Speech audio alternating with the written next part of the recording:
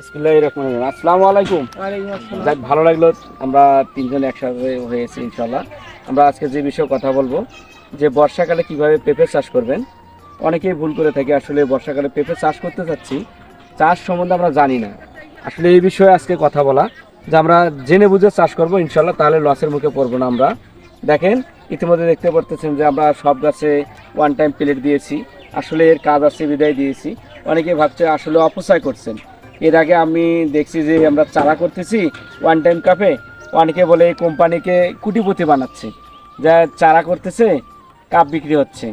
আসলে কুটিপতি না, আল্লাহ যার রিজেক্ট যেভাবে মাপে। দেখেন, এই কাপটা তৈরি করতে অনেক লেবার গেছে, এখানে অনেক যারা ডোনার আছে ওরা ইনভেস্ট করছে, করে এখান থেকে ভালো ইনকাম হচ্ছে, এটা দিয়ে অনেক পরিবার ভালোভাবে চলতেছে। আসলে আমরা ওয়ান টাইম প্লেটটাও ব্যবহার করছি। দেখেন যে আসলে খালি যে অপচয় সেটা না, এখান থেকে কতটুকু উপকার হবে সেই বিষয়ে আলোচনা। একটা প্লেটের দাম 2 টাকা, 2 টাকা বড় কথা না। 2 টাকার থেকে আমরা 40 টাকা সেভ করতেছি। একটা চারা মূল্য 40 টাকা, আমরা এই 2 টাকার জন্য আমরা 40 টাকা হারায় ফেলছি। আসলে আমরা 2 টাকা যদি খরচ করি, আমরা 40 টাকা বাঁচাইতে পারতেছি। তাহলে এটা অপচয় অবশ্যই নয়।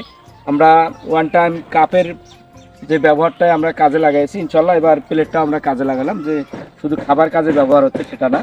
দেখেন, আমরা ইতিমধ্যে অনেক সুন্দর গাছের চেহারা গঠনগুলো দেখেন যে আসলে গ্রোথটা কত সুন্দর হয়েছে।